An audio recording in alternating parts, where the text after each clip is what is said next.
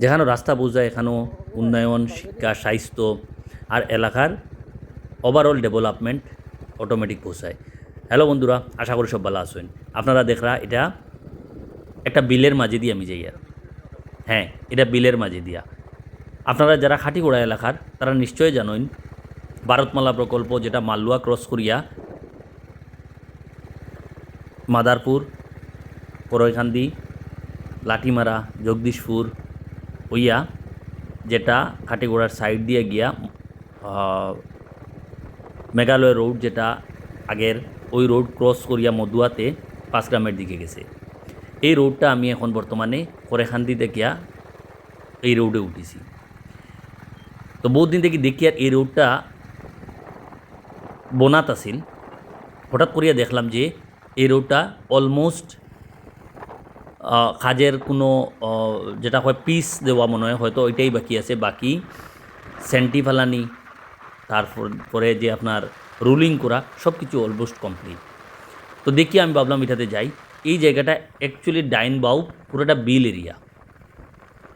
এই বিল এরিয়াত যে এই রাস্তায় কতটা ডেভেলপমেন্ট করছে একমাত্র এই আশেপাশের মানুষে কইতে পারবো। এই এলাকাতে হয়তো বিঘা মানে কিয়ার হয়তো মানুষে 1 লাখ টাকা দিয়ে কিনছে না জায়গা। আজকের তারিখে যদি আপনি দেখুন এই জায়গাত খাটা বিকের 10 লাখ টাকা করিয়া, ভাবতে পারুন আপনি। খাটা 10 লাখ টাকা, যে জায়গাতে কিয়ার মানুষে 1 লাখ টাকা দিয়েও নিছে না। তো একটা এলাকার উন্নয়নের লাগি রাস্তাঘাট যে কতটা গুরুত্বপূর্ণ।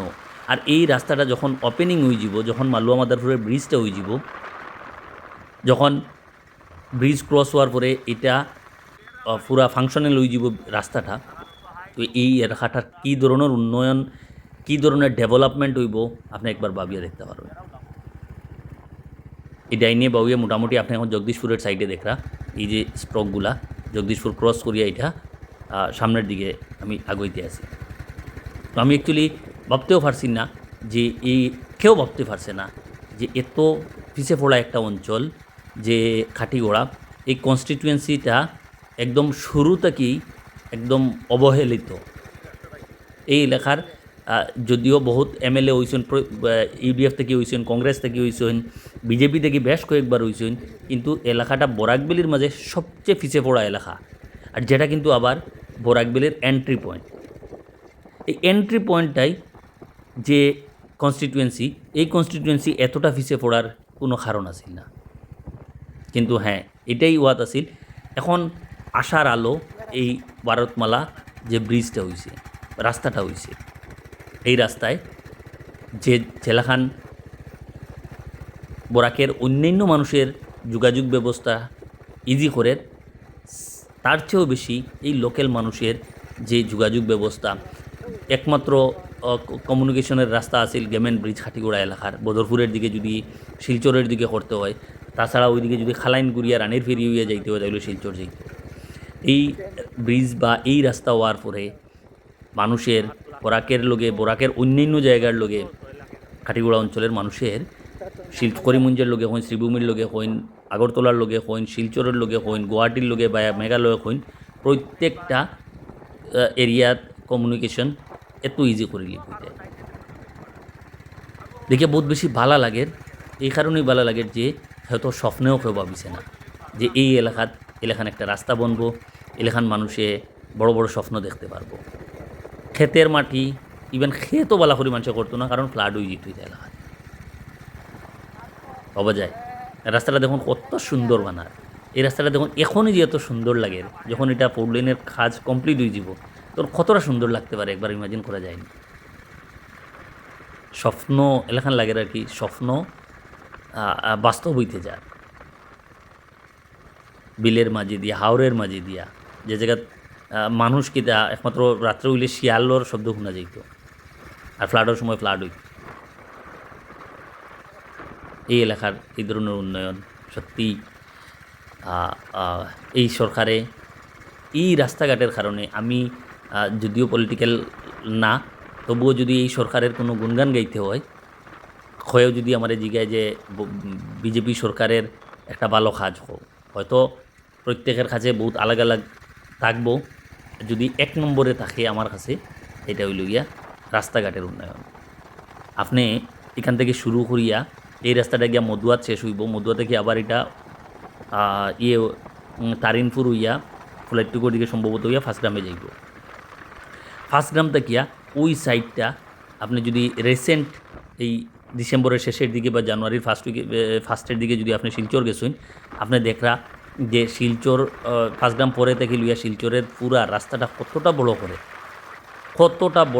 কতটা মানে পুরা শালচাপড়া কোন খাটাকাল না সম্ভবত শালচাপড়া থেকে লইয়া হি সাইড একদম মানে বুঝে যাওয়ার একটা স্বপ্ন সম্ভব আর কি।